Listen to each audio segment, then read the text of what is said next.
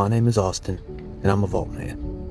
And my task was setting up the committal service gravesides in cemeteries across Illinois and Indiana. My company manufactures and installs Wilbert, Trigard, and Clark burial vaults.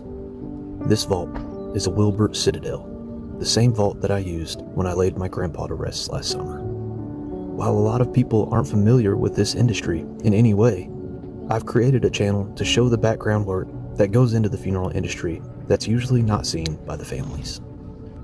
In East Central Illinois and West Central Indiana, the majority of cemeteries require a grave liner or a burial vault of some kind. Both burial vaults and grave liners prevent the ground above the casket from settling as the casket deteriorates. It's a requirement to help maintain the grounds. Using a burial vault or a grave liner means that as the casket deteriorates, the ground doesn't settle, causing the grave to have to be refilled and reseeded routinely throughout the years. Over the course of 10 years, I've set over 3,000 committal services and cremation burials in cemeteries in about a 150-mile radius. I'm also the owner and only employee of Ileana Headstone Care, my company that cleans headstones across Illinois and Indiana and donates the cleanings for veteran headstones to a tune of around 250 to 400 headstones a year. After being a vault man for this long, I've figured out the best ways to set a committal service to where it's safe and a clean setup, but also in a quick manner, which leaves me time before the funeral arrives to donate the headstone cleanings for veterans in whichever cemetery I'm working, after receiving permission from the cemetery. One of my goals for this channel is to show other vault men different tips and tricks and ways that we set up so that more committal services across the United States and in Canada and anywhere else in the world, so that families can have a better committal service experience.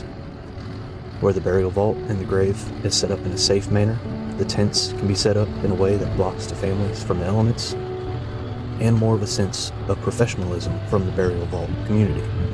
We are a manual labor job, and at times it's a very dirty job as well.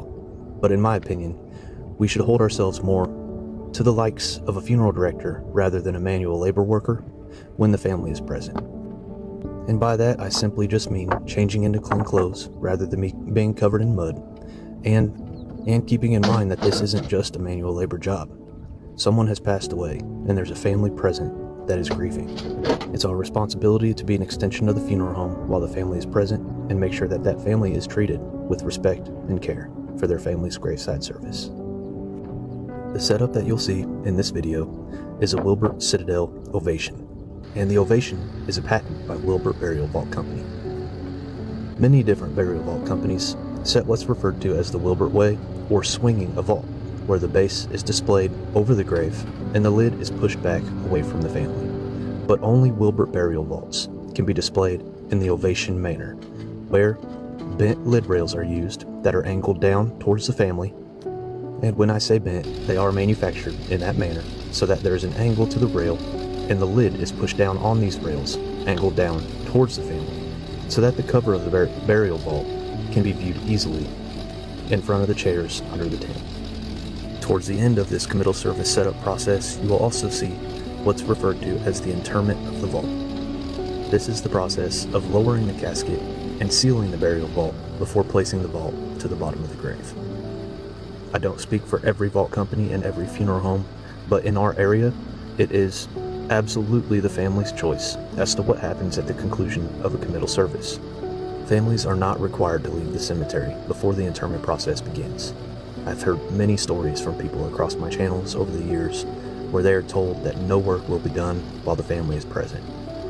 In my opinion, the lowering of the casket, sealing of the vault, and even backfilling the grave can be a pivotal point in anyone's committal service experience when they are laying their family's loved one to rest. To me and to our company, it is unconscionable to deny the family that right to watch their loved one be laid to rest.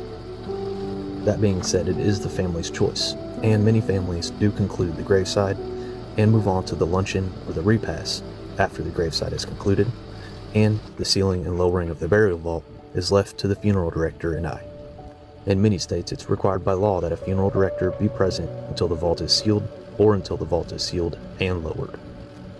With that being said, I hope you find interest in this video where we set a Wilbert Citadel customized by the family with their choice of unique prints for the top of the vault. With these vaults, there is almost no limit to how we may customize the carapace, which is the top of the lid, to any different sports teams, any different passions, religious symbols. Basically anything the family can think of, we can create in-shop and have out in the cemetery with bookmarks to match. I know some people don't understand the purpose of creating artwork to be placed on top of a burial vault that is eventually backfilled with dirt over the top, but the way that I see it is the same way that I remember my grandfather's service. Now, each of our loved ones is a different individual who's lived a different life and have different passions, different hobbies. When my grandfather was laid to rest, inside of his casket was his Cubs hat. He had a toothpick in his pocket. He always had one of those little dental floss picks on him at all times. And right next to his right-hand side, he was laid to rest with a tub of Cool Whip. Now, everyone knew my grandfather because he was 5'2" and 90 pounds soaking wet.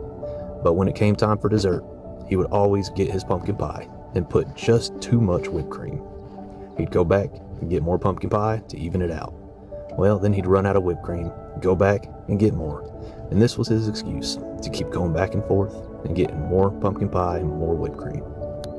When it comes to the top of one of these burial vaults, I view it as the same manner. It's one final, beautiful send-off for our loved one who has passed away.